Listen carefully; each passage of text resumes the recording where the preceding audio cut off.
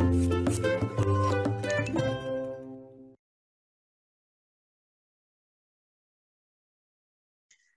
right, so again, welcome everyone. My name is Lauren and I am the program director here at the Foundation for Intentional Community, and I am here to assist you with any tech issues you may have.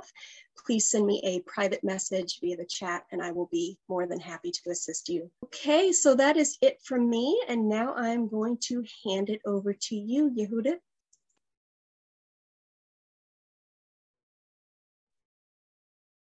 Okay, and now we're going to have Yehudith to give us the welcome. And thank you everyone for coming to our panel this evening. Welcome to Reviving the Black and Intentional Community Cooperative.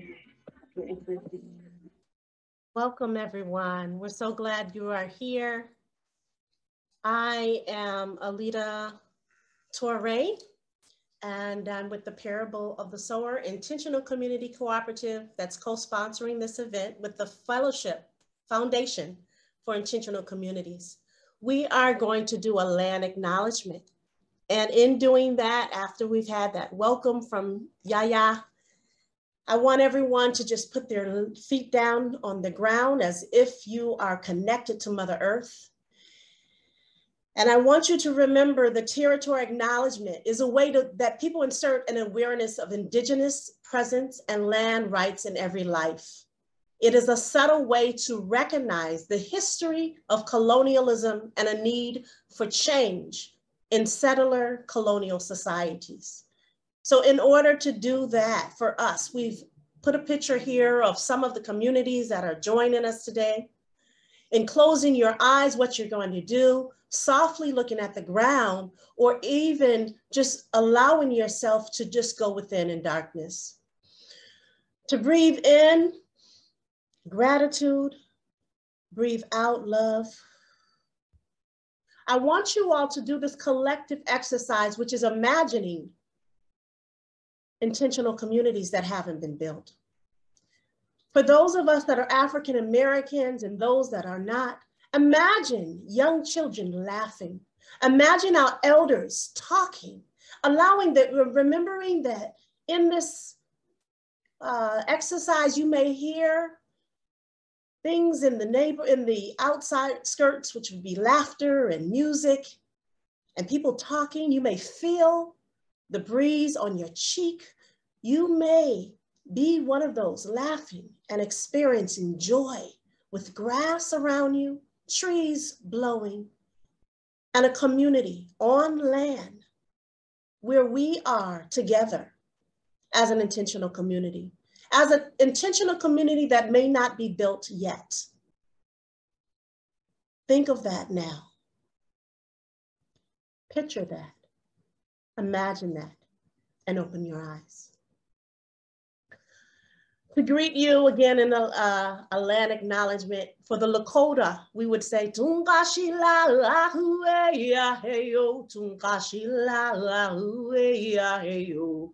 That's Grandfather Rock. In Zulu, in knowing our motherland, for those that are acknowledging Black intentional communities, we say, Nkosi sikilele Africa. Malupakin lisu panuayo is way metandos yetu nkosi sikilela. We acknowledge this land. We thank you for attending. And we are now going to introduce to you our speakers. We have Chuma today, speaking for Baba Bilal Sunni Ali, the Republic of New Africa, where they had at 1148 Lewis Street been able to come together. Chuma was 17 years of age. And just like those that may have known of the Moog family, where there was a bomb bomb crashed in Philadelphia, where an intentional community came together, there was chaos for that intentional community. And you'll hear more about that, more about the Free the Land movement from Louisiana, Mississippi, Alabama, and Georgia with Queen Mother Moore and the Red, Black, and Green.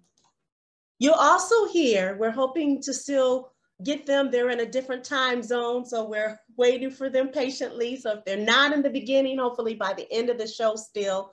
Rebecca and Jane from the Umoja village. Jane is with the Sambora Women's Trust, so she'll be translating. They'll be on the phone together. But this is the group that you may have heard that said no men allowed because of patriarchy, because of physical abuse and sexual abuse that was harming the woman in Kenya. And so they built their own intentional community. And now there are 8 communities, and the children are happy, male and female, and men are now allowed. You will be hearing from them as well today. We have Katuru, and he is from Akapone Village, the Maroon Village in St. Elizabeth's Parish. They are the ones that fought the British and won, that fought for their independence, to have this land on top of this mountain in St. Elizabeth. And when I was there, I am happy to say it was the children that toured me around to show me every herb and blessed being that was in where you can plant things and the healing factors of it. We also have Amir Jamal Torre from the Gullah Geechee Nation, which goes from Jacksonville, North Carolina, all the way down to Jacksonville, Florida, which may include, for some of you may know, Sapelo and Defusky and Cherokee and Queen Quet, which is their honorary mother, the one who has done so much work in the legislation.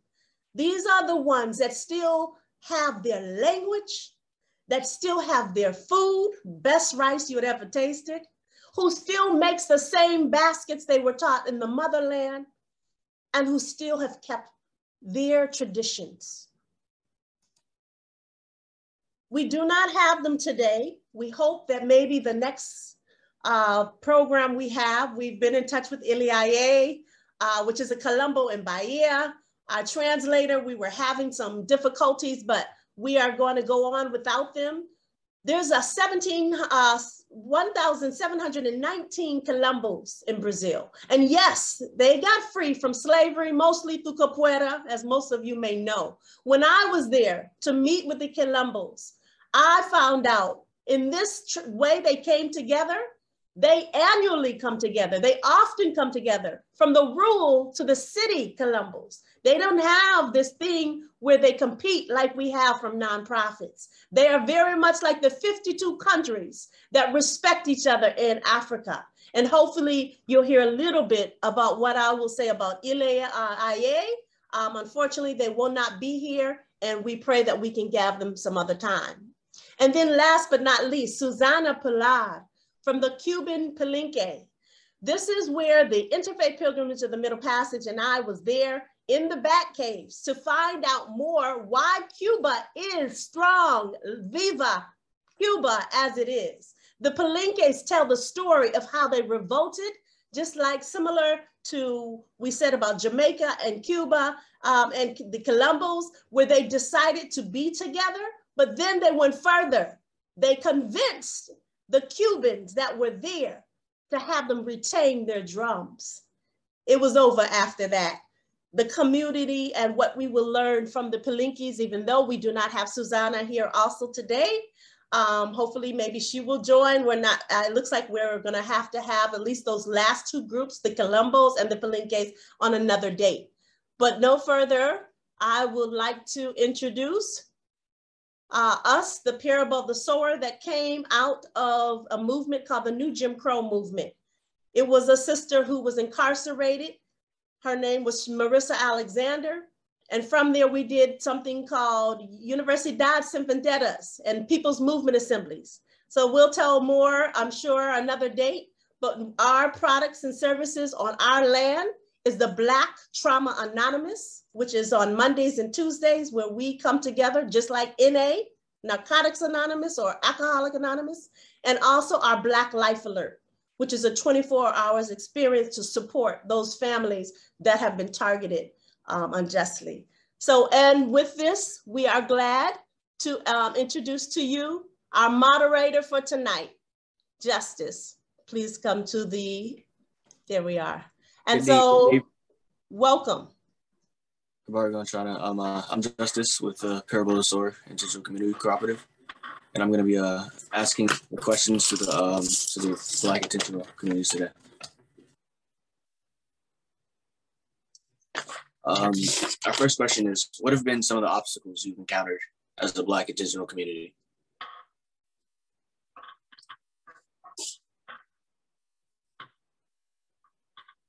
Here is our first guest. Again, like I mentioned, Baba Bilal is not able to present, but here is the first one answering the question, as Justice said, what are the obstacles? As far as obstacles, let me go with inside the community first.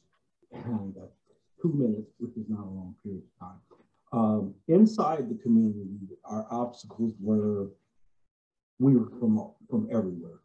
We were from different areas of the country. I was from up north. A couple of the brothers were from the south.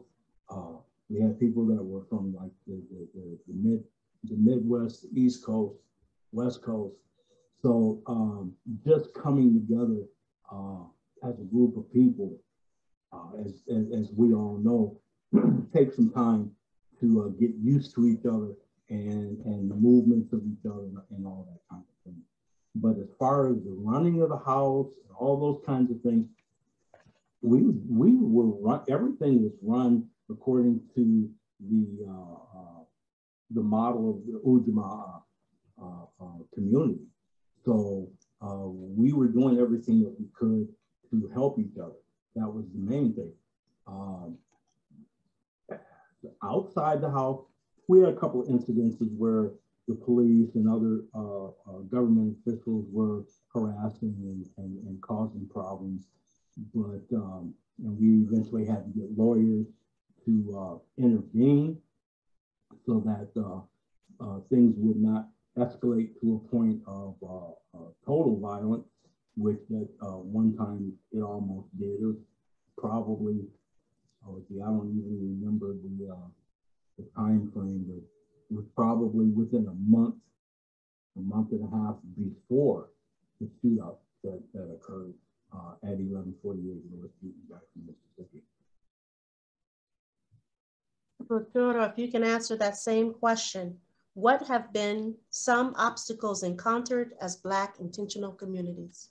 Some of the things that happened to our Black nation over the years, its subsequent government tried to belittle and tried to push us more than who we are. So that's why we as a nation still stand, and we're glad to know that we joined this Black group internationally to defend our own Black brothers and sisters, and we are happy to be in this group, and we want to move forward and grow to let subsequent governors or colonial masters know that we are still live and strong, okay?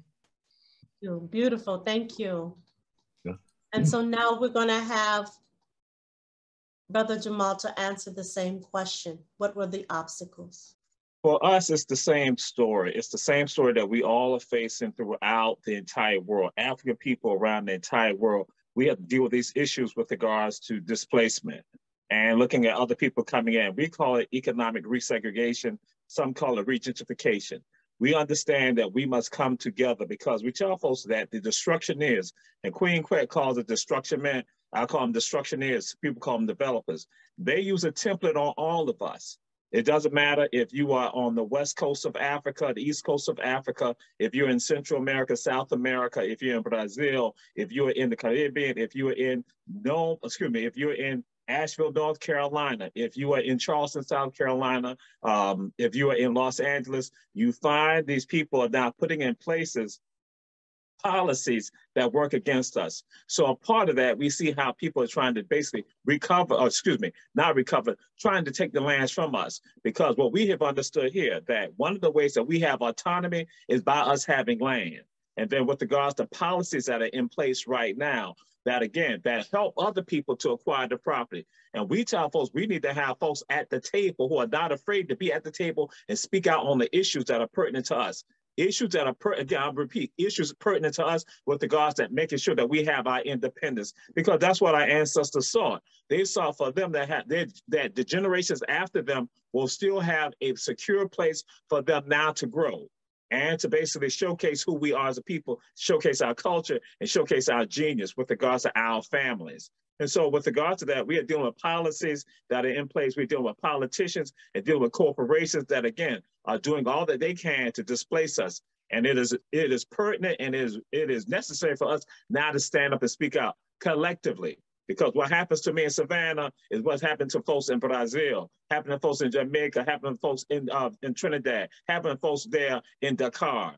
We need to come together as one. And so I would like to say, for the obstacles, I agree with everything that has been said already. You know, just is right now, just an indicator of what I see, you know, the indicator of access. You know, I know for me, having computer is one thing, having the technology and the sound is another. But I even see with the sisters who we wanted to come through today, they haven't been able to come through, right? And that's about access. And so the obstacles for us is access means, you know, we may have been donated land, and we were, but to have the land that was safe, like the sisters that I know in Kenya, we weren't safe because it was Ku Klux Klan land, right? And it was great that we've been donated land. But to know that we are safe would mean what? That the obstacles could be, where are the allies that if in fact you know we have land somewhere, that you come in and check with us. If you are a nonprofit, that you come in and check that we are safe. And I think that is the biggest thing in looking out for one another, is for the Gullah Geechee, the Acapone, any other land movement that has happened. We haven't been safe. We're hearing right now from a president that says he needs more troops in New York. I'm not going to get into politics right now on other things, but we're talking about land. We're talking about history of what we already know. It's an amnesia, but we ask that we come together, those that are Black, those that know what we're up against, and check in, communicate, and then those that are allies, that you show up. There is a way that we don't show up, and that means sometimes we forget there's a phone, that my grandmother only used the telephone, because we're so into this world of technology where we have Twitch and Signal and Twitter and email, and we forget it's the basic things we need to do to not have the obstacles. So I bring it back now. I don't see, again, I apologize. I'm still trying to connect in with Sister Jade and Rebecca from the Kenya, but I'm gonna bring it now back to Justice, who will continue. On the second question, what have been some of the joys and celebrations of being a Black intentional community? So with regards to what have been some of the joys, that again, for us is what we do almost every day. It is being immersed in who we are as a people, being immersed with regards to understanding our Africanity, understanding and acknowledging it, and that's the part of the immersion of that. But then also understanding on the more personal level with regards to the ancestral connection of all of that. That with regard to the ancestral connection, I tell folks that we now understand that our ancestors acquired this property for us to have independence, and understanding the sacrifice that was made, because the sacrifice that they made was greater than the sacrifice that we have to make today. So with regard to that, so some of us have that joy, we have that feeling of purpose, because I tell folks, many of us, we don't have one purpose in our life, we have divine purposes. And that for us being here, people, we understand. Okay. But as African people, we understand that with regards to our ancestors have gone forward, and we now continue that. And so that's a part of our job, our responsibility for us with regards to the lands. We are not owners of the lands, but we are custodians of the land for the next generation. And that's why, again, that joy that we have to know that you come onto some soil that you're able to plant, that you're able to grow, that you're able to harvest, and you're able to relax, you're able to now have a cookout, you're able to now have a family gathering. That's a part of the joy. And knowing that this soil right here is sacred soil for the whole family, for generations. And you reflect back on, this is a part of who you are. This is a part of your foundation. And then going back home, that just like on the continent. And I tell folks, we are valuable if we are international Africans just like those who are continental Africans. We are valued because guess what? We continue the story of Mother Africa. Because Mother Africa said, Sokanayo, Sokanayo, I will follow you. And she's followed us here. And so we manifested with regards to our ancestors who made that tremendous sacrifice for us now to reside on these sacred soils that are in our hands. And that, again, the lands that they're trying to take. Joys and victories. There was a lot. I was 17. And I mean, we went out, canvassing the community, doing the different things that we were doing, trying to get people to understand who we were and what we were about, and what we were bringing to the table for the community at large, for Black people, for our race, for our nation as a whole. I've got so many great memories of that time. Inside the house, things, I mean, we had our, little, sometimes I'd step on somebody's, feelings, or they'd step on mine, but nothing, nothing that a normal family doesn't go through. I mean, when we look at it, Ujamaa, that literally means familyhood. So the model that we were working on was a model of family. We were brothers and sisters, and we were looking out for each other, health-wise, safety-wise, everything. Yeah. I mean, it was good. There was a lot of camaraderie. There was a lot of closeness. Like I said, every now and then, periodically, there'd be a little bickering, but nothing to really speak of. So, yeah, I totally enjoyed that environment. Totally.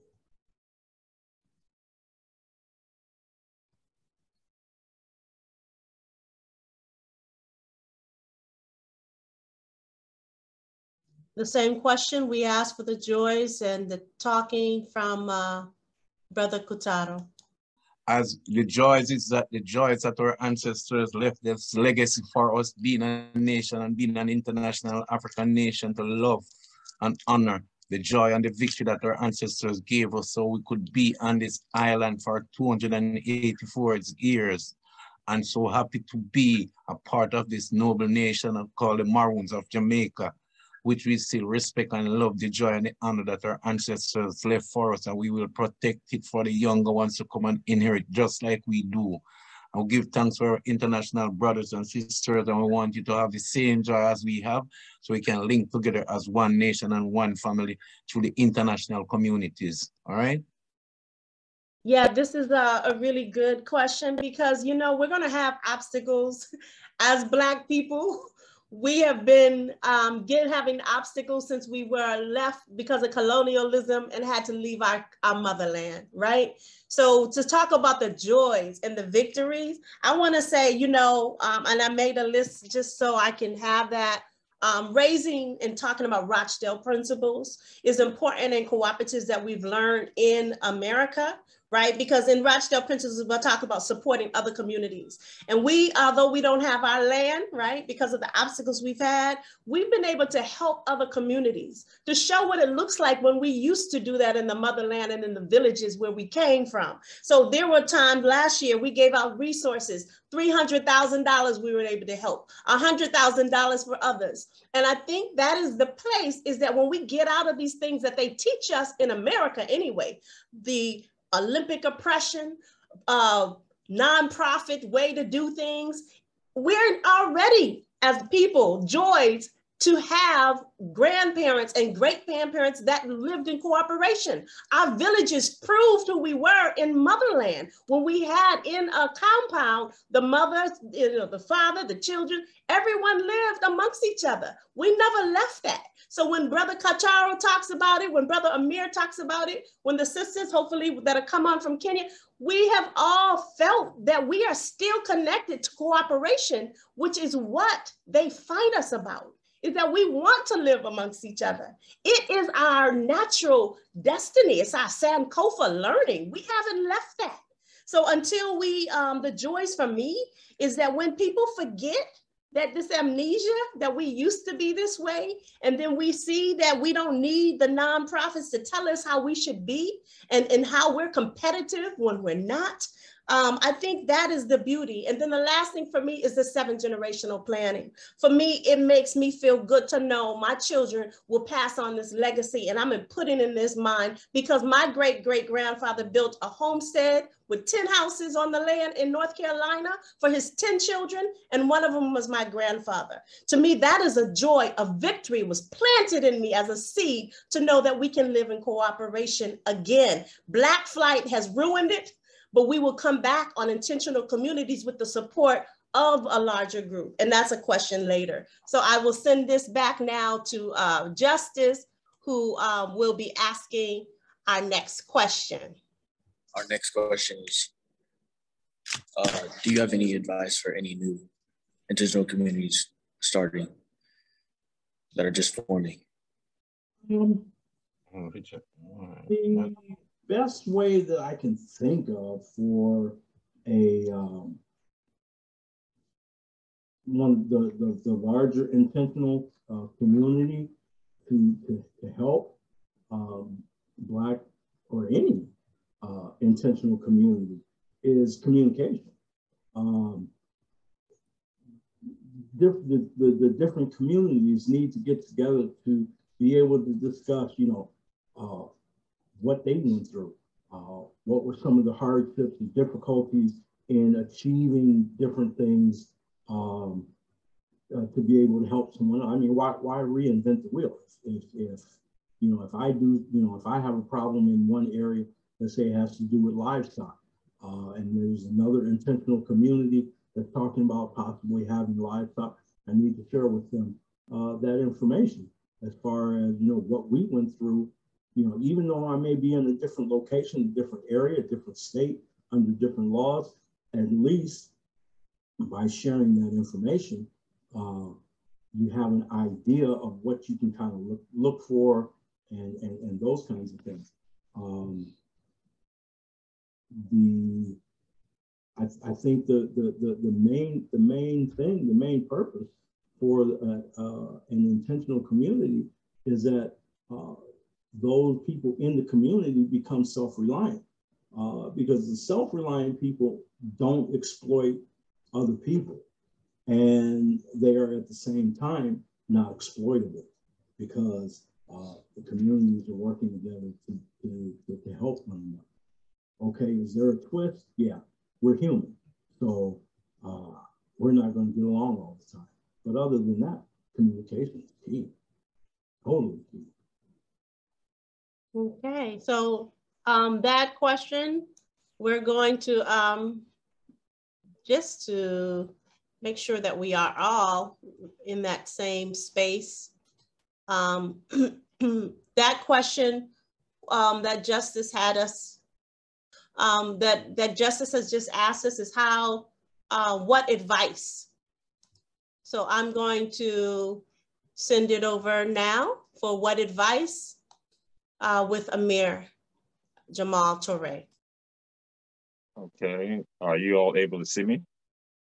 Okay, we're up now. With regards to the advice that I give anyone is being diligent, understanding you being steadfast with regards to this right here, that, understanding that we have to be diligent with regards to bring about the ultimate victory. We can't do something for a day. And I get on people about this, about pop culture. We are into pop culture activism. We're into faddish activism. What we gonna do, we gonna do something because it appears to be the thing to do for that moment. Now understand that it is a much, much larger issue going on that gotta be addressed all the time, because when you fall asleep on it, guess what? The same anguish and the same pain comes to the people. And I'm talking about collectively.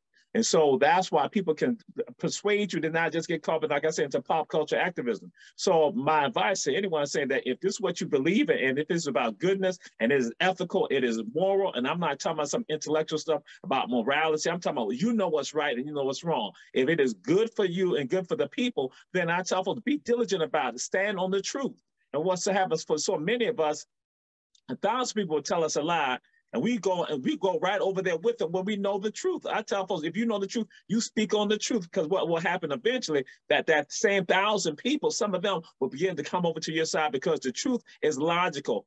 Falsehood cannot stand up to truth.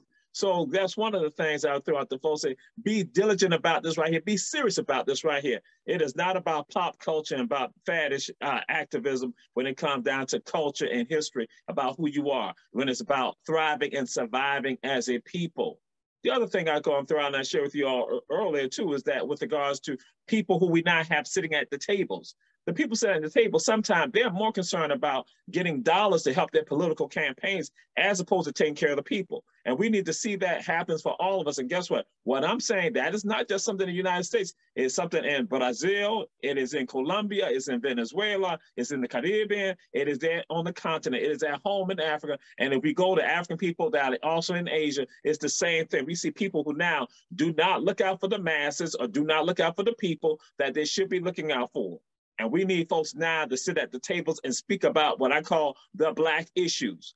They cannot be afraid of speaking about the Black issues. We cannot be concerned about what the colonial powers want. We must look at what is happening to the folks there in Gabon. We need to look at what's happening to folks in Cameroon. We must look at people that happen in Angola, in Zaire, or the Congo. We must look at what's happening in Ghana and Nigeria. We must look at that and we must address it accordingly. We have to look at what's happening in Eritrea. We cannot sit on the side. We cannot look at what's happening in Kenya and say that was okay, what happened with regards to men being oppressive to women. We understand Africanity does not allow that. So what we need to do, we need to have people at the table who will speak out and have no fear. I tell folks, you don't have no fear, man or woman. You love God. You love the Most High. You love the Creator. Whatever name you use, you love the Creator. So you stand firm with regards to that. And you understand that it's about the ultimate victory. Because what are you? You are the Sabikun of the Sabikun, the vanguard of the vanguard. That's all of us. And that's that part of that divine purpose in your life. That again, you are part of the vanguard for change. Brother Jamal, we now have Kutado from the Acapon village. Yep. All right. What we all need to do. Food security is a big issue for international communities. So we all, as Black people, we need to preserve and secure our food security first. And then we know in each way, it's like a lending. And if they need that, if you need that in California, we need X in, say for instance, we could do farming here, you do farming there. If we need seed, we need this. We need material to do farming so we can be sustainable and to help to preserve our people and feed our people so we won't have to run to the Brackamas or what we call the next government. We can maintain ourselves in food security so we know we have our own way of living of Black people. That's how our forefathers do it. So we must maintain that strategy up until today, from here to Africa to everywhere, as you hear my brother talk. Educating our people too, even in the language, because a lot of communities know, like even here, we need back some African language here.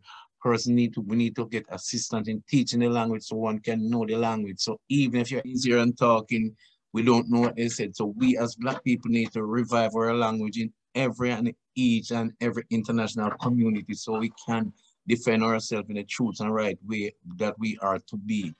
So we can do that like our ancestors used to be. That's how we become victorious, and we need to revive and strengthen certain aspects of our life right now. All right? Blessed, thank you. Yeah, so yeah, I'm just in agreement with what you all have said. You know, the advice is we've got to be diligent. We got to be strong. You know, we got to have a backbone. We got to be disciplined. I think the biggest part I find when I look at, and I apologize that we could not get on the sisters here from Kenya and the Brazil as when Palinques, but you know, we're going to have them come through, and I'm going to say a little bit about what I believe the advice they would give is when I was in Columbus, they came together. They didn't wait to have to come together because of the state. And I think we get mixed up on what, you know, yes, we're American in this way, we're in America, but the piece of being American shouldn't be all the things that we're doing. We should be about the business of who we are.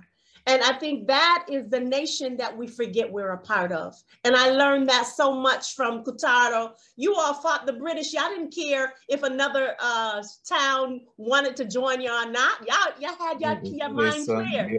You know, and when I go to Sapelo Island, it is very clear. They talk about the mainland's doing what they're doing, but we doing what we doing. We are clear. And that means you got to take yourself out of it. You know, I think that first song we picked as far as, you know, Bob Marley, you know, is Babylon. You know, we got to know, and we keep having to see it, but we have to be reminded, yes, we wanted our children in these jobs. And, you know, we wanted Fortune 500 jobs, and we wanted money in the academia and all this stuff, but don't forget how it changes you. And to me, that is the advice, is that if we're going to stay disciplined, like, you know, Jamal was saying, we've got to stop being fearful. And I think I see a generation of young people fearful. And I think that our great-great-grandparents weren't, because they saw maybe that it wasn't always colorful and always nice and sweet, that the real truth is behind a lot of the systems of oppression. They are ugly, and they are angry, and they are evil. So if we know this and keep thinking, well, maybe it's going to change, and especially for the allies that are watching, you know which parents and family members that can do harm for us. And the advice you should be giving us is, we will find people to support you. We want to support you because we know when y'all say the state is against us, and that's police, that's, you know, what's happening now on land grabs. You all know this. That's the advice. Let's not have the amnesia. Let's work for about the business of Ella Baker, Fannie Lou Hamer, Malcolm X, all those that we say we put on the pedestal. But do we act like them? Or do we go to our 9-to-5 job? Yes, we have to pay bills. Yes, we got to work. But do we meet at night with the oil running like they did when we knew we had to come together? And I think that is what we're doing, is that we're getting it mixed up, that even the young people don't remember that we had to fight diligently and discipline even at night. And that means even with the allies connecting in with us, not by just about the nonprofits, but taking care of us. If we're talking about intentional communities, talking more about land, and where is the land, and how do we support the ancestors that were in the South to go back on land, and where is the land that we used to have? Go back to those places. Y'all know where y'all came from when we came over from the Africa. If you were on the West Coast or even on the East Coast, you know where your what do we call it? The family reunion happens every year, right? That means going back home to the places that your family may have been fearful, but knowing that a lot of places in the cities, because of eviction moratoriums, we probably should be going back to buy. And we probably should be finding allies that's going to support us to bring not just one family at a time, but the whole village. So that's what I'd like to hear more. And so the fourth question is, how can the larger intentional community movement support Black intentional communities? How can we get to that place to get now support? And here's our first speaker. Advice that we need is for each and everyone to link and keep the link, so we can grow from strength to strength as communities. And even in our community, we are a low-income community, and we would like to get more support from the international Black communities wide and far and wide to support our movements and being a nation and as brothers and sisters, so we can come together. And if it's even for trips back and forth and internships and things like that, so we can support each other in developing our own Black nation and be strong and be fit during this time and this tenure of this where the world is now, because we need to support each one. We need to hold on each brothers and sisters and to be strong like our ancestors do before.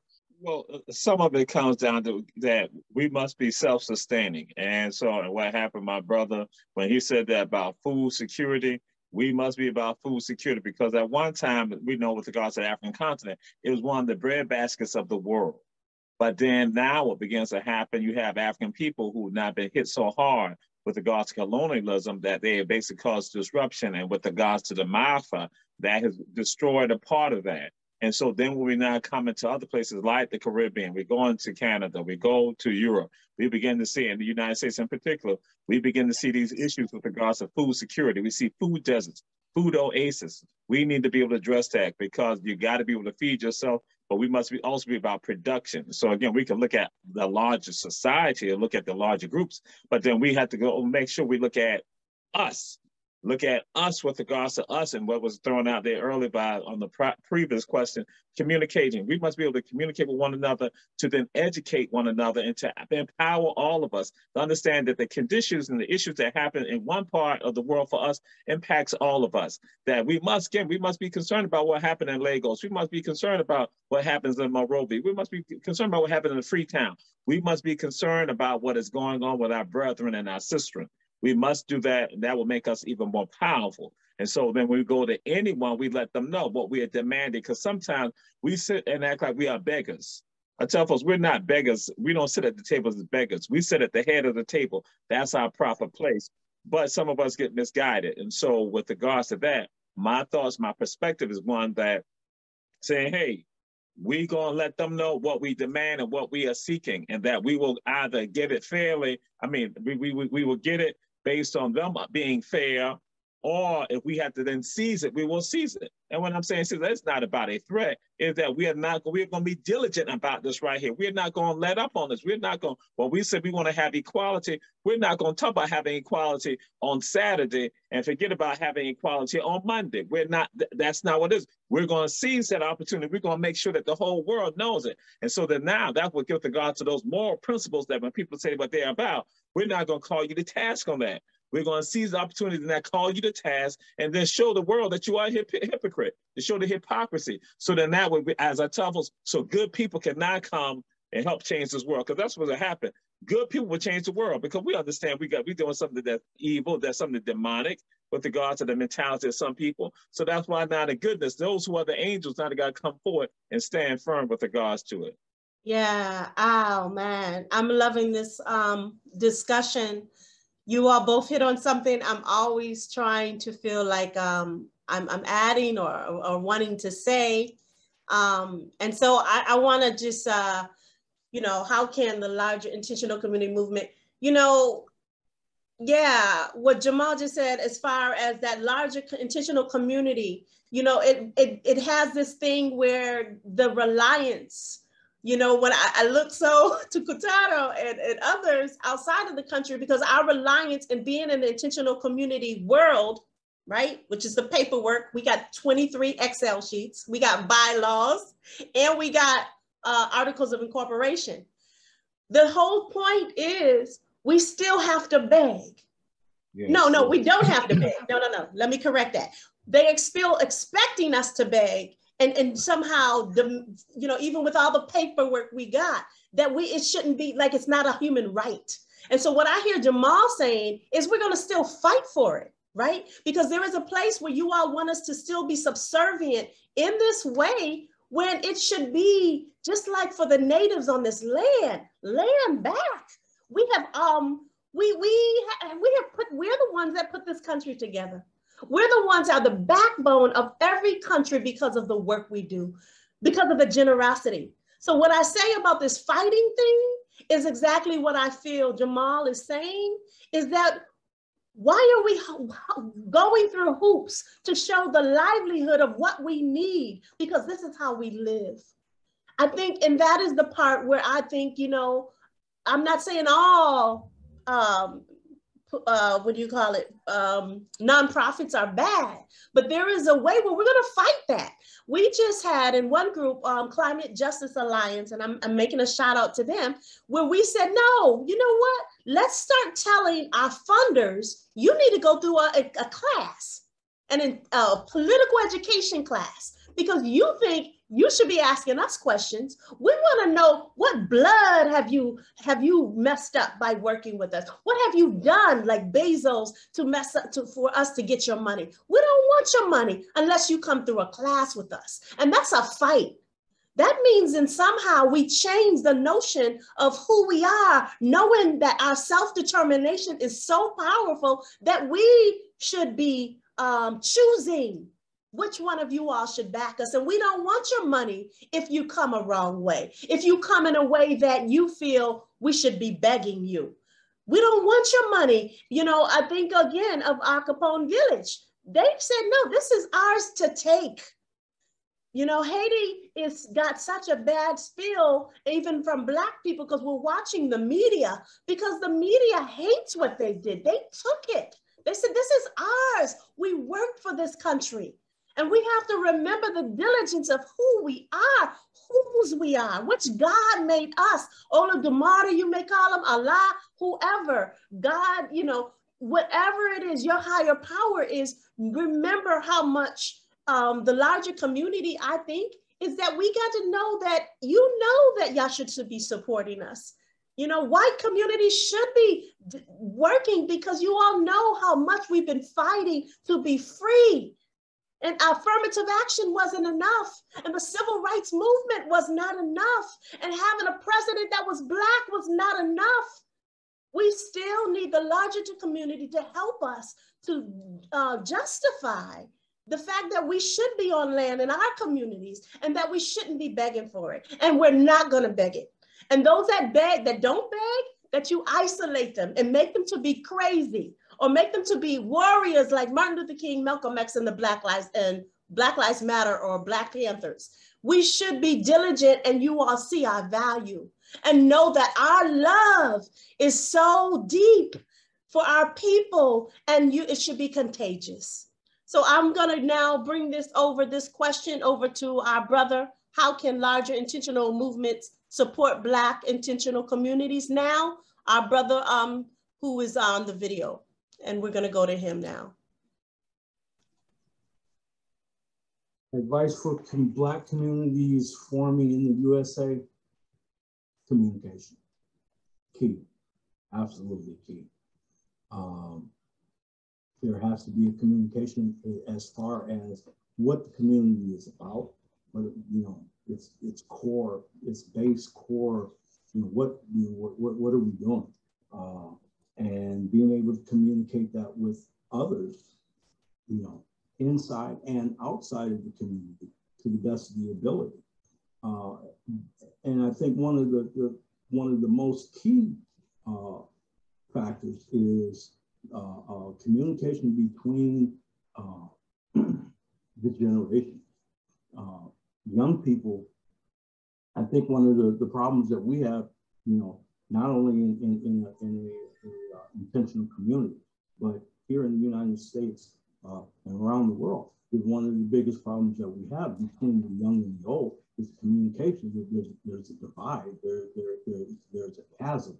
The old think that, okay, I've been there, done that, and you don't know what's going on. And the young ones are like, hey, something needs to change, somebody needs to get on this. Let's stop talking about it, let's be about it.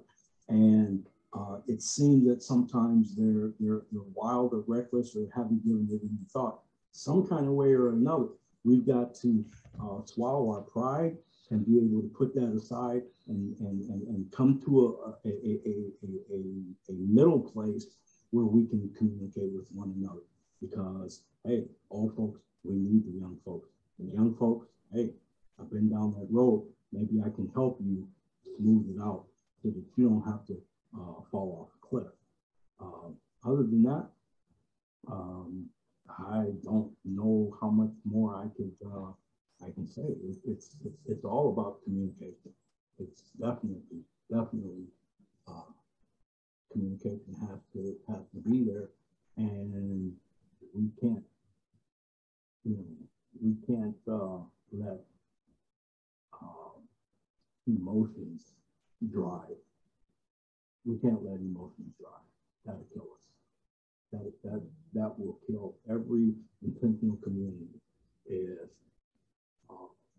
people are walking around with emotions that's out in the open.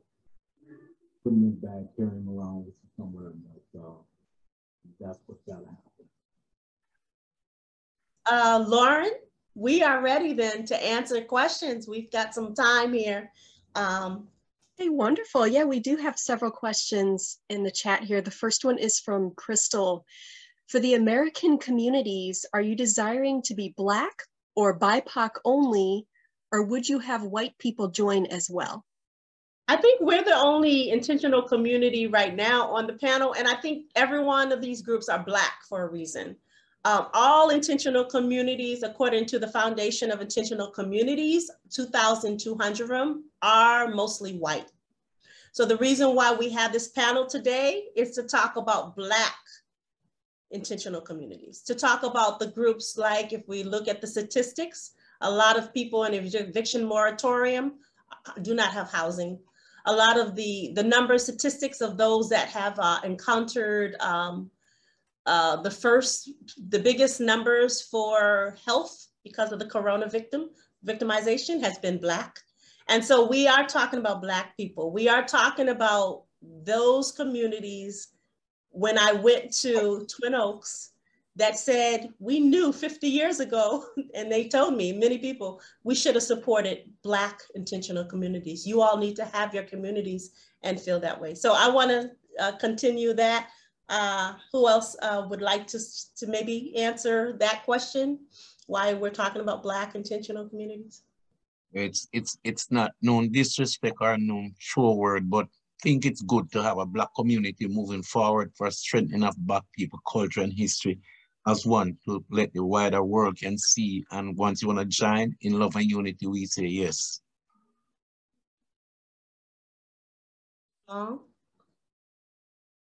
Well, I have to go and say this. When we talk about Gullah Geechee people, and we talk about the Gullah Geechee Nation, understand that we cover 4 states.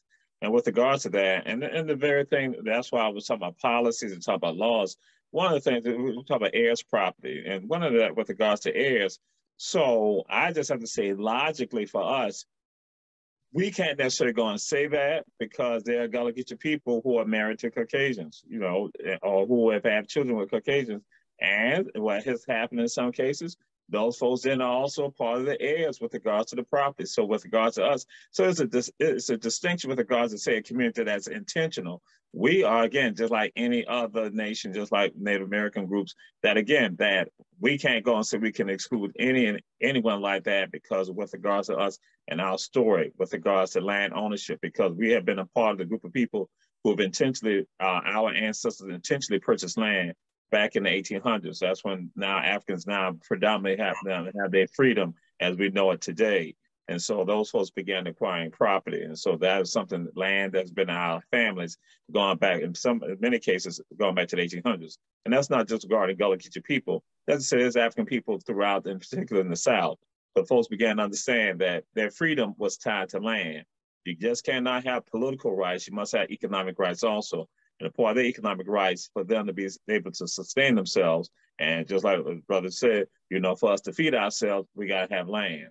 And so collectively, we have worked with that. So that's why for us on the Gullah Geechee side, you know, when we say Gullah Geechee Nation and the areas from Jacksonville, North Carolina, down to St. Augustine, Florida, it's a little different for us. There's some nuances that comes into play with that. Yeah, I want to expand on that question about our group. So we have 37,000 members, 37,000.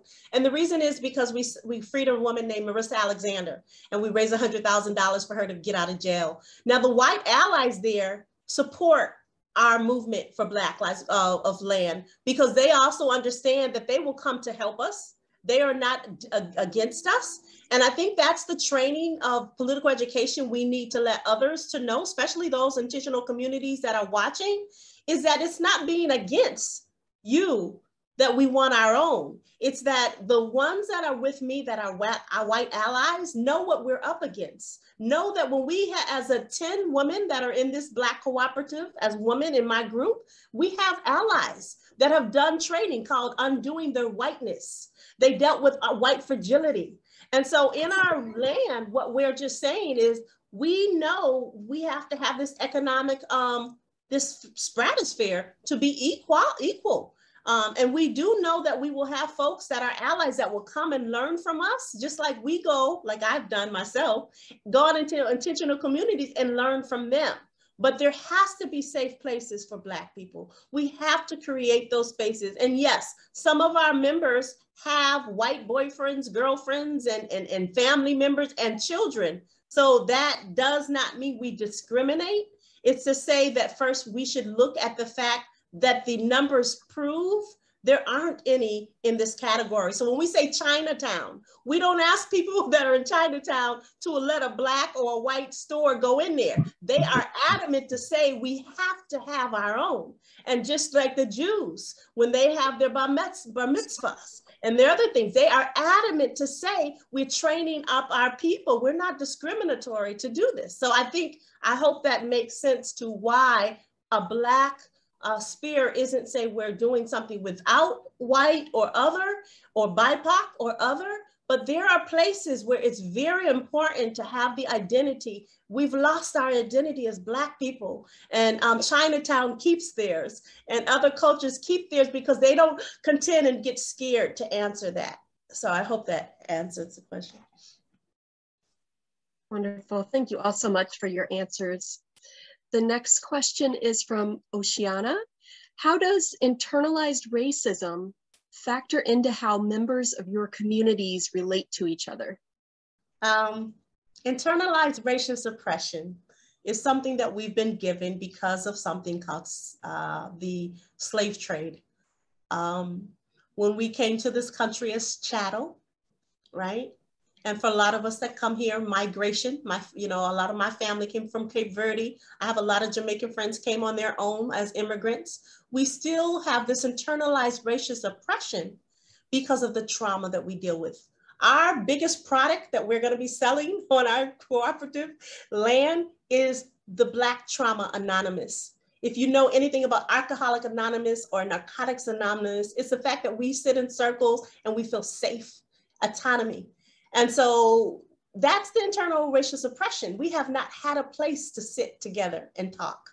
We are always on the couch of some therapist. Not to say that therapy is not good. I have one myself. But the truth is we can come together and deal with it ourselves if in fact we're given the opportunity. And just because of our trauma, right? If anyone's never read the book, post-traumatic slave disorder, it is ingrained in us.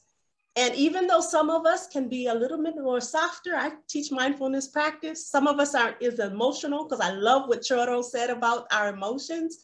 It's not that we have good Black people, as they want us to say, because they don't show emotions. And then there are bad Black people because they've been incarcerated. They're in the prisons. They're doing still prison work. They still are criminalized, and so many factors that their emotions and their trauma does show. And trust me, every culture would be that way if they went through the slave trade. So I do want to say that just like we work with our internalized racial suppression, we do know that people that are considered white have to deal with their white undoing their whiteness or their white fragility. And to share something with y'all, one of the issues that what we deal with too is with regards to when we say how it is internalized, as Sister Alita threw out there. This experience, what we have shared with folks, and again, it's tied to land ownership here in this area here, but then it also goes, again, around the entire world. We have told folks, I've told folks I know for at least 2 decades, I've said to our people, and said in particular our people, I said that you do not sell land, you lease land. You don't sell land. But guess what? We have folks who are from here, they not go live in New York, or they live in Detroit, or they live in LA, they go live in Chicago. And so the bulk of the family is still right here. And that's when we talk about these policies and these laws. So because they are no longer connected to the land, they forced the sale of the land. And so then you have people who are not thinking about saying, let's partition their interests out of that. And that becomes something, so you have folks who are not even concerned about, because especially with some of us having waterfront property. So here go lands that these people did not want 200 years ago. they now want it because they're marveling at it. They're like, what? Look at this. This is wonderful. This is beautiful right here. So what happens then, you have these people disconnected from the area. So they now are trying to push the issue of selling it, which Vice News did a story with regard to that regarding the Gullah Geechee people. And so you have this individual who's not come to Hilton Head, and he's like saying, well, they got trailers on the property. They got trailers on the property. So he views himself as being this smart person. He's the smart one in the family. So now he's now causing people to sell their properties. And so those people now get displaced. So then they don't even have workforce housing. So this becomes an issue. And then when you have others of us who are right here also, because what happened, they're downplaying, again, as I talk about that Africanity, about that independence and autonomy, because again, they look at us as being the dumb country bumpkins. That's what it is. So we don't have a clue. We don't have an understanding about how we need how to grow our own food, raise our own chickens and other things like that, have our own cattle, that we don't even have a clue about anything because we do stuff like that. And so then what happened, you then pass that on. And as I say, you create this homogenization of African people. So here go people that have to understand that they are distinct with regard to their experiences here. That now makes them, put them in a category that they gotta have a great more deal of autonomy. Because of the trauma. Oh, excuse me, let me go back in time and share something historically. When people talk about 40 acres and a mule, people don't realize that came out of Savannah. And it was not Sherman saying that, it was an African man who said that, Reverend Garrison Frazier.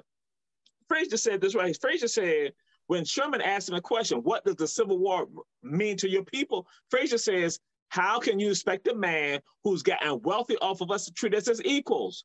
He said it's going to take years to correct. See, that's what he understands. He said it's going to take years. So he said, we must have land. We must have land so the old men will work it, the women will work it, and the children will work. He said the young men will sit to fight in the war. Sherman is listening to this. And that's when Sherman now comes with Special Field Order number 15, AKA 40 acres and a mule. People talk about, oh, Sherman, no, that was a black man, an African man. He was the one that gave that to Sherman. But then he also said this part too. He said, we'll be able to take care of ourselves and have a surplus. Now tell folks, what did he mean by having a surplus? It meant that we'll be able to engage in business. So folks now understood this war is no longer about having freedom. It's about having autonomy and independence. So, but guess what now happened? So that's why somebody answers, and I tell folks, especially people in this area, I say, don't get caught to me and say, well, I ain't get my 40 acres of a mule. Get out of here with that stupidity. Because that tells me that you don't even know your own history. Because some of us, when they say that stupidity, I said to someone, I said, y'all got property, right? Yeah, we got property on Depusky. Yeah, we got property on Hillgate. We got property in Beaufort. We got property, in Pimple. We got property right here in Savannah. The property's been in their family since the 1800s. I said, where do you think that came from? It didn't matter about the government taking the property, telling them they can't have the property. Guess what? The Africanity, the Africanness of them said to them, like, okay, they may have done this right here, but some of our ancestors that went to the tax auctions or went to some people and some of those former landowners acquired property from them. So I say, fool, the family's been in your land since 1800s. You don't even know your story. So that's why I say, see, you going with this homogenization stuff as opposed to understanding your own uniqueness with regard to this. So what then happens, so now we have these family members and other people who don't have any understanding, not even having a clue, so they don't respect the legacy of that right there. So what then happens now, they now go sell the land. Well, here you got brothers and sisters like myself saying, yo, check this out. You don't sell that land, you lease that land because we are custodians of the land, not for ourselves, but for generations down the road. And so that leads to some of us not being displaced. We now, I give you an example. Some folks will throw waterfront property, and guess what? The jokers in some of these families, when they sold the waterfront property, some of them got less than $1,000 in their families. So you let these other people lead you astray on that, and you're not even having the wherewithal when you have a segment of us saying, don't you sell that property, don't be down with that, don't do no family votes. But again, you got the cousins, the uncles, the aunts, the people who are no longer attached to it, they're the ones now forcing it. So that is an issue that we must deal with. We must educate our people. But why is that? Somebody said that ain't got nothing to do with the self-hatred and other things. Like, yes, it does. Because when you have an understanding of your story, you know how to basically take it to another level. But when you don't know your story, you're like a leaf in the wind. Where the wind blows, that's where you go. But when you know your story, You are a sacred tree and you're rooted in the soil. So with that right there, no matter where the wind blows, guess what? You might move like that, but you're still silent. So again, and that goes back to that goes right back to Chokwe Lumumba. Chokwe Lumumba was a lawyer in Mississippi that won the federal government for the biggest law firm because he sued the federal government for Black farms. See, we stick to this. As the Republic of New Africa, we had Churo, but even though he was no longer in after they left the house in Mississippi, the book that you'll hear about soon, we fight constantly to let it be known we do not have the amnesia. Chokwe Lumumba won against the federal government, the biggest lawsuit against the US government to bring back the land to Black farmers. And look where we are now. After number 45, there is a place where they're still trying to take that money away. That lawsuit was millions of dollars. And just like here with me being in California, Oakland used to be all Black. And those families sold their individual houses, not intentional communities, individual houses for beans. Because they didn't understand, like what Jamal is saying, how we need to fight for our generations to come, like my great-grandfather. So yes, I know we got to go on to the next thing, but this is so important because what Jamal was just saying is we're talking about now eviction moratoriums and people now migrating with no place to live, where we have to have this place where we talk more and write it up more, especially for intentional communities, on what has happened when we talk about 40 acres in the mule, when we talk about Chokwe Lumumba and this and the Black farmers of the South that got their biggest payment ever in the federal government. When we talk about eviction moratoriums and people who are displaced are mostly African American. This is where we are now. And that is why there's homeless and encampments, people living in their cars, and uprisings of the pandemic, because we're talking about land. We're not talking about a place to live for a day or for a generation. We're talking about for land that is for our people, and it's specific to us because we have built this country, but also because there is a laundry load in the Library of Congress and in the government to prove that we don't have to debate it no more. We already know that we got to let everyone that's watching today know that you know that you know, as my grandmother know, the importance of being with us in this movement. If you're Black, if you're white, if you're BIPOC, tell the story, but more importantly, join this movement in connecting with us, because if we don't have land yet, there is, I'm sure, some way we can connect. If we haven't gone down to the Gullah Geechee, there is some way we can connect. If we haven't gone to Jamaica to support them, because now the police are targeting them, then we should be going in to support. Some of you all are lawyers, some of you all have computers, and you all know what we're doing for the government to do petitions.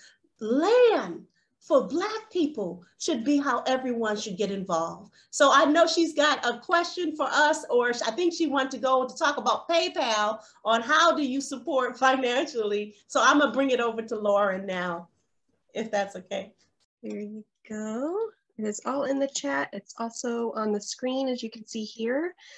Feel free to take a screenshot of that if that's helpful. We know that a lot of the questions may be extra. We would like to say, I hope Amir and Kutaro, and I'm gonna send it out to the others that couldn't show up today. If you all wanted to come and help answer these questions, we wanted to make sure we supply the answers to questions that people have. So we will make sure to put that in. Once you get the recording, we'll send out the answers to some of these questions. Again, Help Al Capone Village. There is something called Zoom, not Z, but X, right? Kutara. And their PayPal, you can send it right to them at VMBS.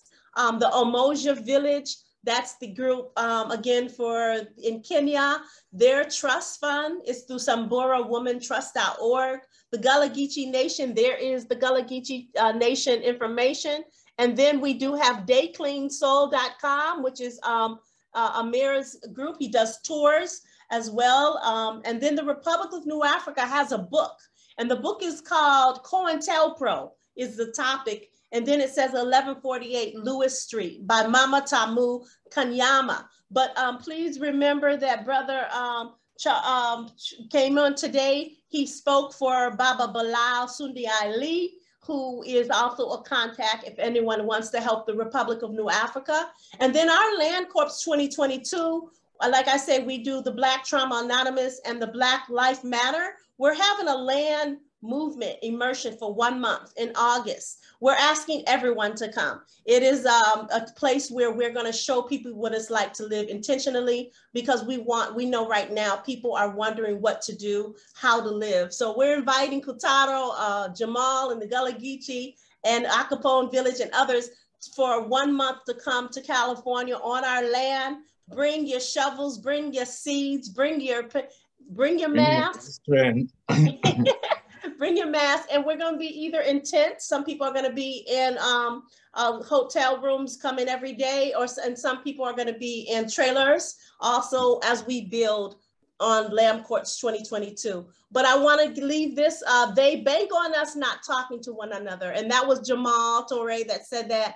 He mentioned that when we were talking about this panel, because they don't want us to know what we know from this information today.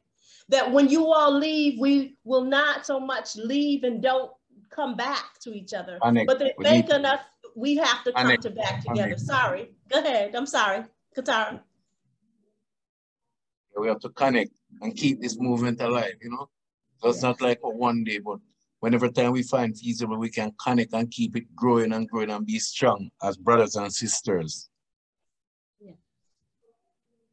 And Jamal is going to also have our last space here for the Spirits of Day Clean. And should we use the other, should we open it up for the other space, or just how do you want us to proceed? Right here. Okay, so we'll put you up here on Spotlight. With the name of God, most gracious, most merciful, we give thanks and praises to God Almighty, Lord of all the worlds, Master of the day of judgment. Thee do we worship, and thy aid we to seek. Show we the straight way, the way of those who go astray. Amen. Remember those Africans that pray knee-bone in the wilderness. Amen. Remember those Africans that pray flat down in the wilderness. Amen. El Amadel Peru, Jamaica, Curaçao, Martinique, Brazil, Honduras, Belize, Guatemala, Venezuela, Ecuador, Bolivia, Uruguay, Paraguay, Colombia. Kayalele, Kayalani. Oh, the soul is so happy to be here with you, the African turn on this day, much like we used to gather in the bush up in the Great Arbor. And we were there up in heaven, and God Almighty, we were singing the praises to God Almighty. And we sipped the water, the cool water of the Happy River. Oh, when you hear Happy, you call it the River Nile. And some do not know, to heaven, the River Nile flows to heaven. And we sip the cool water of the River Nile, and we sing the praises to we Lord. And then God Almighty say, let's we, spirit, go down there and let the children know who they for be. We say, Ya Rab, oh Lord, and we come down the Burj Al Alamasi, the Tower of Diamonds. And then we step upon the Holy Land. And some, when they hear Holy Land, they think of Iraq, Jordan, Syria, Israel, Palestine, Iran. But never do they go and think of Tanzania, Kenya, Somalia, Punt, Djibouti, Eritrea, Ethiopia, South Sudan, Egypt. Never do they think of Africa. The largest part of the Holy Land is Africa. And we step upon the Holy Land and we smile. We look and we see the great structures of our people. We smile, then we look down and we travel on down to the southway and we go and look and see the magnificence of the African genius, because we have God with minds, with hearts and with souls. We understand that we are the Uku Chukwu. We are the children of God. And that God going to send the knowledge into our minds, with our hearts and with souls. And we look and we go and see the little Bobo bone, the Shango bone. We see the first calculation devices in the world. We see mathematics. We see Africa, and we smile. And then when we go and look, and we see the Ptah Hotep, the teachings of the Ptah Hotep, the first, the oldest book in the world. We see Africa. We see the wisdom that comes from the Ptah Hotep. We see that, and we smile. Then we go and look at the great pyramids there. We go and see the stories. We go and look at Heru Akhet. We see Heru Horus, or you call him Horus. We see Horus on the horizon. No, some of y'all call it the Sphinx. We go and see with people right there. We go and see Hor. We see the first one that they talk about in history of all time. We see Hor, the great the great king, the great ruler. And we smile. And then we even look down there and we see the Kandakas, we see the Candaces, we see the great warrior queens. We have been there in the land of the red, the white, and the blue. And some go and speak of red, white, and blue. They think of some American flag that waves sky high. No, the red, the white, and blue stand for the red crowns of the kings of ancient Egypt. It stands for the blue warrior crowns of the kings of ancient Egypt. It stands for the white crowns. Yes, we smile and we look and we see the Kisi people over there. We see them travel on cross and we go with them on the sojourn. And we travel on cross, then we see the Gola people there in a place called Liberia. We see them in a place called Sierra Leone. We see them at Cote d'Ivoire. We see them and we smile. Then we go over there and we see the great Obas. We see them right there. Then we see Mina. We see the great Mina. We see the Jabeto Oman. Mina means our mothers. We see our mothers. We see the Oguji. The Oguji, the last line of defense for the king, for the Obas. We see them right there. Oh, y'all call them the African Amazons. But yeah, we do pay homage to the great one, Hanbe Pei. Hanbe Pei be the first Amazon of all. She be a queen of Oba there in Dahomey, or something called Benin. We smile, we pay homage to her. The woman who come with the gods, they're creating the African Amazon. And she said to African Oman, she said that you will not be the soldiers for we. She said, you will be the farmers for we. You will not bring the sustenance for we and also protection for we. Yes, we pay homage to the great mother. And then we look and we go and see the great mother who sacrificed for our nation. We go and see Anapoko, or some call Olo Poko. We see her and we see the Baule. We see the Baule who are not leaving one part of the Africa continent. We see them going to another part because they're being chased by their cousins. Who for be their cousins? The Ashanti. The Ashanti attack their cousins, the Obaule, because they want the land. See, land has always been important to Africans. And so when they get to the river, and they all look, Anapoko. We see the noble people there. We see the masses of the people all gathered there at the river. And they say, we must cross over because the Ashanti after we. And so there is a faithful thing that happened. And that's when they say, we have trouble to cross the water. But one look, one is in the water and the head come up and it'd be a crocodile. The crocodile say, I will help you cross the river. We will all help you cross the river, but you must make a sacrifice of the most precious thing to all of you. And so the noble people there of the Bauli say, we will give them our jewels, we will give them our riches, we will give them our gold. And the crocodile, they look and they smile, they look at one another. But then Queen Anapoko, she says, no, because she had just given birth to a child. She had just given birth to a child that would carry on her lineage. And she said, no, you will not give up your gold. You will not give up your trinkets. You will not give up. The most precious thing to all of we, to our nation, is my child. That is the most sacred thing. And so she said, I will give you, crocodile, my child. The crocodile said, great queen, we will take that sacrifice and we will let your people cross to safety. And so when they cross to safety, that's when they say, our name shall become Baule. The child has died because the sacrifice was made. And so there we see a people who have sacrificed their own for generations to live. And I, as the spirit I have sat on a grain of sand in what you call the Sahara. And I sat on the grain of sand and I travel across the water. And as I travel across the water, I land on a Sankofa bird. And I land on the Sankofa bird and I come on over. Oh, some of you all do not know what is the Sankofa. Oh, excuse me, no. I should ask you this. Do you know what is the Sankofa state in the United States of America? No. See, some do not know the Sankofa state in the United States of America is a place called Georgia. And I'm on the Sankofa bird. Oh, why is that? Because Georgia has a nickname. Some say the Peach State. No, Peach State. It is called the Buzzard State. And some do not know that a Sankofa bird is a buzzard. It is a vulture. And so I come on that grain of sand on the back of the Sankofa bird that then bring me right here.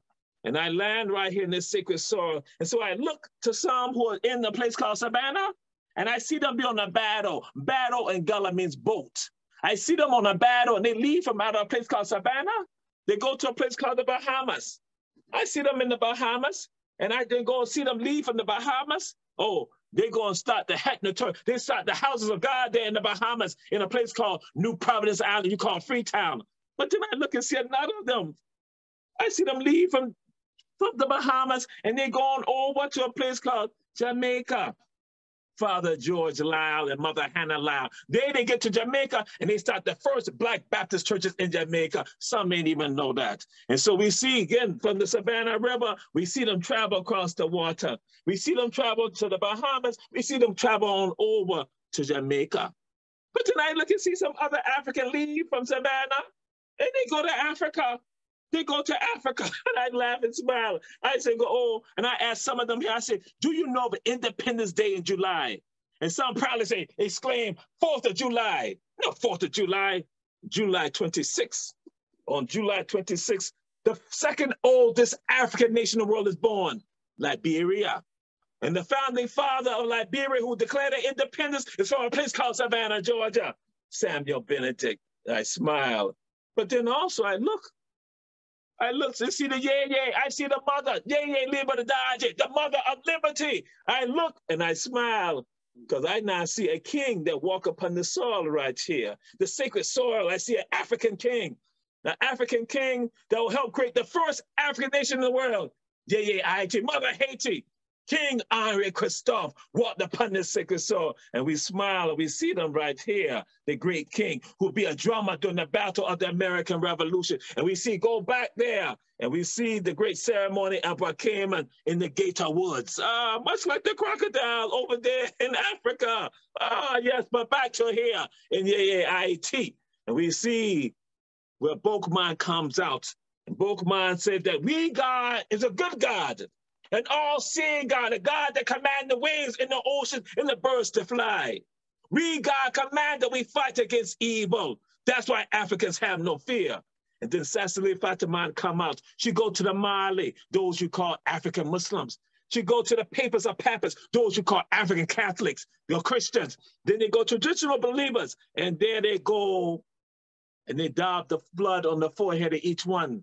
And she now make her pronouncement. She said, the leaders of our revolution shall be Boukman, Jorge Bassou, or Georges Bassau. It shall be Jeannot, Jean-Francois Papillon. And so out of that gathering of Africans coming together as one, cleaving together as one, become the great nation, the mother of independence in the Americas. Yeye Haiti, the people from that soil have been fighting all revolutions for independence in the United States.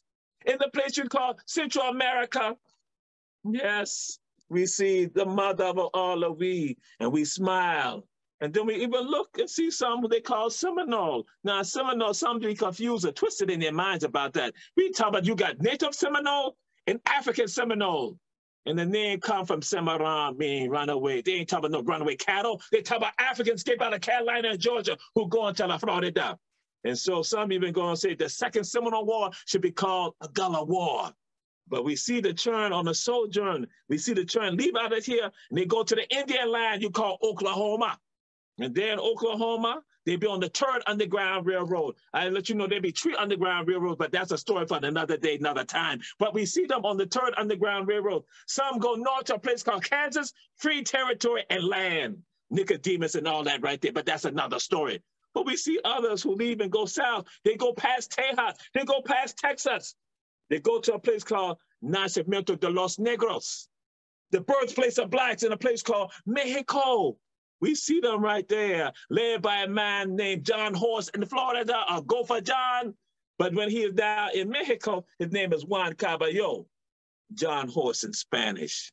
And so that is the story of our people. Our people travel across the lands all over, from Africa to the Caribbean, Central America, South America, to the United States, to Canada. They have traveled here.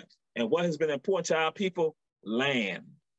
Land has been important because that's been about our autonomy. That's when Garrison Frazier says what he said. He understands the legacy. And that when we talk about this land is in our blood. It is ordained for us to have this land and for us to come together collectively as a family. Peace and blessings. We're going to add our speakers for today, giving thanks to everyone. Thank you for coming. Because I know Sister Lita was saying, I told him a certain amount of time. I know he hogging up that time right now, so that's why I like, you know. Grateful. We needed more time for that. She was like, that Jamal going on. Jamal at the top, but that, and then that, and, you know, because, you know, when the spirit get in, then, you know, but I like, so, you know, we got, but that's why I did. Okay. That's the indigenous in us, because we don't go by time. And that's another point we can talk about. Thank you everyone for showing up. Thank you for Lauren and the Foundation for Intentional Communities. Please don't stay too far. Connect in with us. We need you. We need each other. Thank you, everyone. Peace and blessings. Thank you so much, all.